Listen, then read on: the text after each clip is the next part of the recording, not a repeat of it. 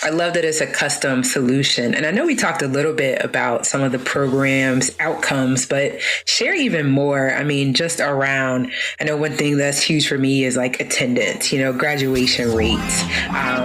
This is Blair Durham with Black Wall Street Today, your media hub for all things Black entrepreneurship, politics, news, and events in Hampton Roads and beyond. Wouldn't you like to be a guest on Black Wall Street Today with Blair Durham? Well, the link is in the show notes. And now, here's your host, Blair Durham. Greetings. Stay locked in. Welcome. It's the 134th edition of Black Wall Street Today with Blair Durham. Excited as always to share with you. So excited. Our guest today is Hope R. Sinclair, PhD. She is the Executive Director of Communities and Schools of Hampton Roads, and she's leading the movement in Hampton Roads to give young people the help they need to not only graduate high school, but to become productive citizens. And she's working to bridge the gap between what our youth need and what our youth are expected to achieve.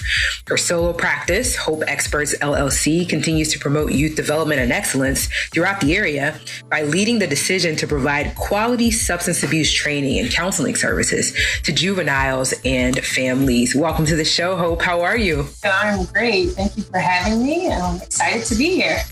I know this interview has been a good while in the making, so I'm glad to have you here as well. And you and I have a similar shared passion for youth. So definitely, I'm excited for the interview and just thinking about what lies ahead, the coming school year, the state of students in Hampton Roads. I would love it if you would kind of share a high level before we get into some of the details. What's your perspective? What's your vantage point on where students are right now in light of the youth that your organization serves? Sure. What I see is our students are very resilient. Our students have the opportunity to fall and easily get back up as long as they have those individuals around them that support them, encourage them, and continue to just lay hands on them, let's just say, and not hands in a bad way, but hands, praying hands, and those individuals in the community that were there for you and I when we were growing up. That's just what our kids need nowadays, and that's what a lot of them have. And if they don't, for whatever reason, have it in the home, they have it in their site coordinator through communities and schools. They have it in those support systems within the schools. And of course, they have it a lot of times in their community.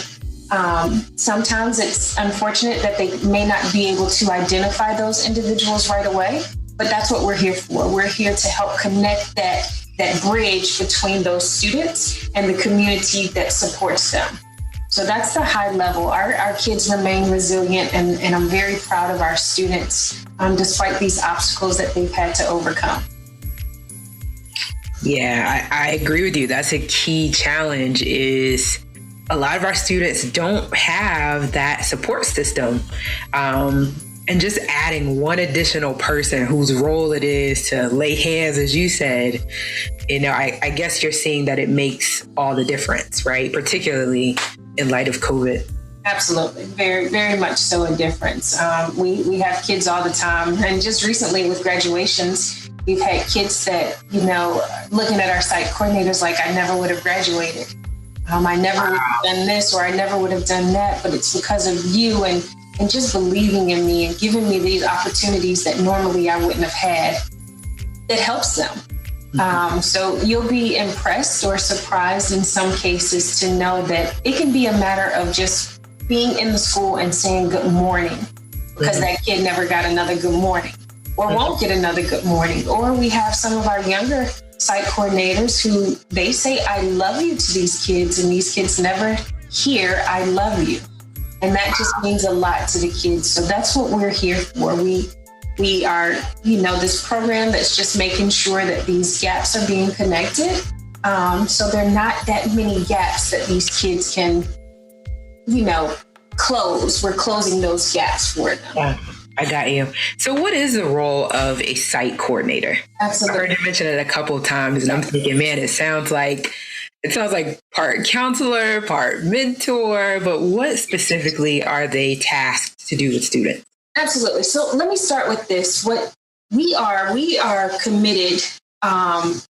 We see potential in every student, and we're committed to ensuring that the student sees that potential as well as the parent. So we, as in site coordinators, we place one in every school that we're in, and that's a K-12 model. So we're in all K-12 schools. And some of our schools are PK, so we do have some pre-K students, but we're in those schools every day. We're building relationships. We're working hand in hand with students, with their schools, with their families, with the communities. And what we're doing is we're creating the access to resources and opportunities to help them overcome any barriers that are before them. And those barriers could be academic barriers, they could be non-academic barriers, but any barrier before a student, we're helping them overcome that so they can be successful, not just in school, but also in life. And we're really working on the latter part of our mission, which is to achieve in life nowadays, because what happens after school? How do we continue to support our students after that? But back to the beginning. So we placed what we call a site coordinator. And the good part about it is I started out as a site coordinator back in April of 2013. And I was in a school in Hampton, the Performance Learning Center.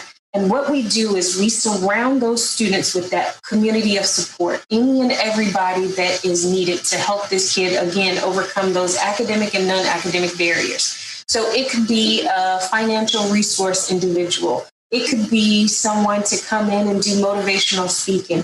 It could be someone to help them with attendance or behavior issues or employment opportunities. It can be any type of individual on the outside who wants to come into the school to help our students. And what we tend to do is, while we're surrounding that student with that support, we're not just surrounding that student, because I can instill things in a student all day, but he or she has to go back home. So what happens when they go back home? So we also instill that same message to any family member that's in that home. So it can be the parent, it can be the guardian, it can be the brother, it can be the sister. Now, the brother and sister, the good thing about them is if they are not in one of the schools that we attend or we're a part of, we still would provide them services, because we want to make sure that we're surrounding that entire student, including their family members that engage with them way more than what we do. We're engaging everybody in that household with the same message. So it's literally learned and embedded in their day-to-day living. I think I get it, but I got to ask this question, right? Here's my devil's advocate question. Every school has guidance counselors, right? It sounds like some of what you're doing, like there may be some overlap. Yeah. Drive home kind of what communities of schools does that's larger than that, or maybe that even supports that or augments that. Yep. So the guidance counselors, the staff, the teachers, they are our partners. So we're not in there doing anything different than what they do. But what we're doing is we're helping to alleviate a lot of the pressures that they have on them, because they have those SOL pressures. So the guidance counselors, school counselors, because they don't go by guidance counselors anymore. Oh, wow. School counselors are no longer what the school counselors or guidance counselors were when we were in school. Oh, now wow. They're literally trying to help students get their caseload, or not caseloads, but get their schedules done. They're helping them either pass SOLs or move on to the next level. So we're just an enhancement to what the school counselors do. So if a school counselor wants to put on, let's say, a career fair, and he or she is bombarded with SOLs coming up, and they have to help with these schedules and all of that, they can call and say, hey, Hope, I want to put on this career fair. I want it on this particular date. Can you handle it? We handle it from there. So what we do is, again, we alleviate those pressures that a teacher no longer has to be a doctor. She or he no longer has to be the lawyer. He or she no longer has to be the mother, the father. They don't have to provide the food, the school supplies. They can call their site coordinator, and we can do that, because we're not bound by those grades or the passing of the SOLs. We let you all do that, and we'll help those barriers that are preventing them from being successful in that. So that way, when that student comes to class, he or she is prepared and ready to learn. They're fed, they're engaged, and they're ready. They have their supplies. Whereas without us, that teacher has to be all of those. And then that guidance counselor or school counselor also has to be all of those items. And then their work, they get behind on their work because they've taken on other roles. So we like to let teachers know, nope, you teach. I'll just make sure the kids are prepared to learn when they get to. Sounds amazing. So for those in education that are listening that are trying to figure out, okay, our school definitely needs this program, needs this partnership. How does that whole thing work? I mean, yeah, go ahead. So normally we are invited by the superintendent. We may do a presentation or something to a superintendent, but we get the invite from them. And then once that invite happens, what we then do is we, of course, have to find funding. Now, I'd love to work for free. I'd love to have staff that work for free, but that's not always the case. So the funding piece then has to come into play. So then we can figure out where we need it, one. So in order to figure out that part is the superintendent has to let us know, well, this school could need you or that school could need you. So figuring out where we're needed and then also figuring out how the funding is going to happen so that way we pay staff. But even on top of that, the principal has to be engaged as well as all of the moving parts within the school. So I can't just have one-sided buy-in because I need everybody on the same playing field in order for us to be successful. So once that principal is on board, if their school agrees to have us, then we have a staff meeting and we introduce ourselves to the team, to the teachers, and explaining what we do and how we do it. And then we come in and we complete what we call is a school support plan.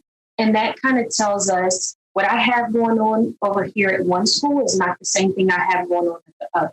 So I'm not trying to fit a square peg into a round hole. What this school needs, this school may not need. So that school support plan kind of interviews everyone and figures out what's needed. And then that's where we look to the community to bring inside of the school. If you just tuned in, you are listening to Black Wall Street Today with Blair Durham, interviewing Dr. Hope Sinclair. She is the Executive Director of Communities and Schools of Hampton Roads. And we're talking about the vital work that she's involved in. I'm just super excited and listening. So it sounds like, if my superintendent engages and I lead a school, I'm not just getting a site coordinator. I'm going to get a group of kind of direct service providers. What are those individuals called? And generally, how many of those will go with that site coordinator into a school? So that all depends on the need of the school. So I can tell you it's 10, I can tell you it's 5, and it could be 55. So it just depends on whatever those needs of the school. So like I kind of was saying, it's no one size fits all model.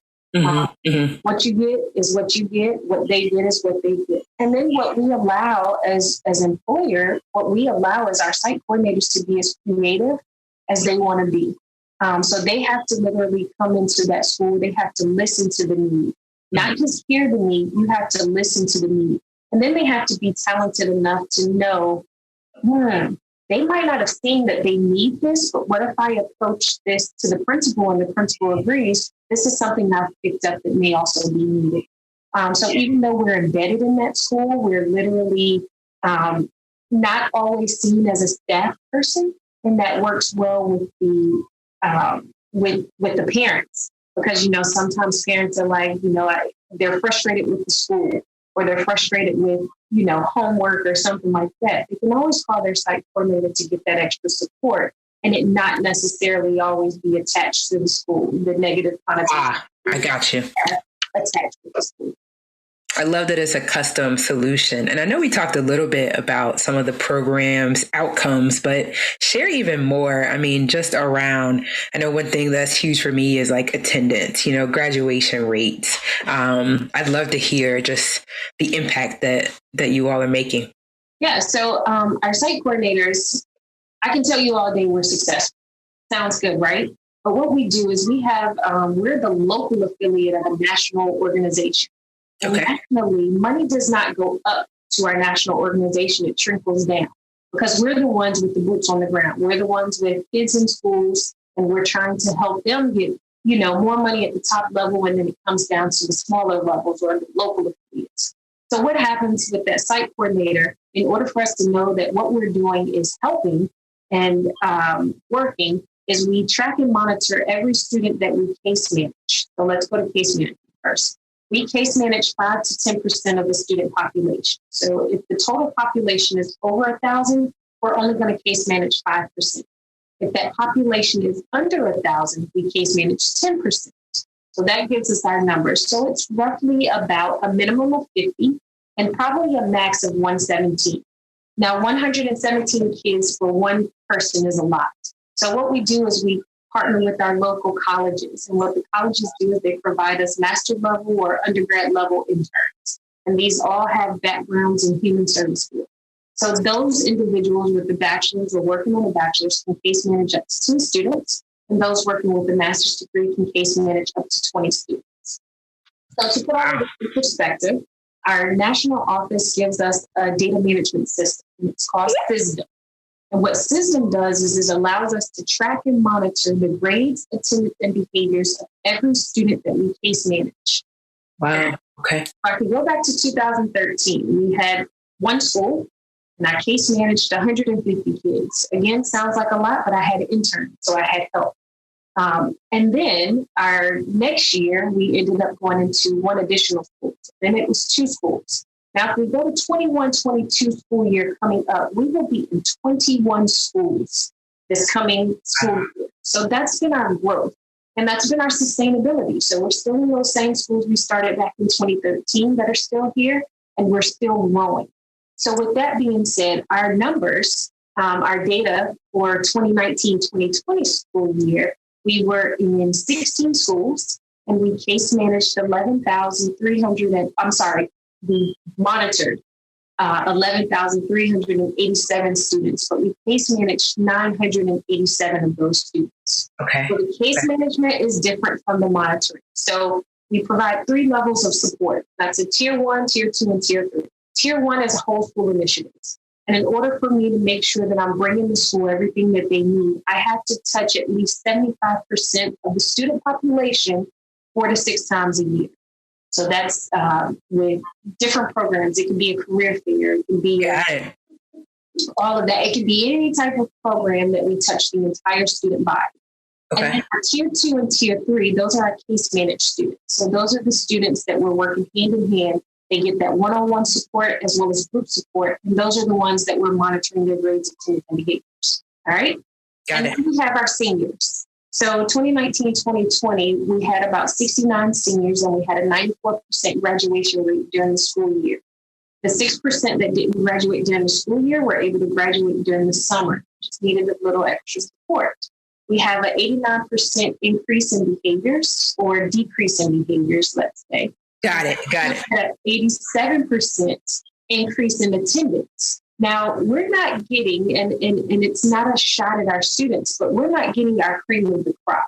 We're not getting straight A students. We're getting students who look at us again as they walk across the stage to say, I didn't think I was going to graduate.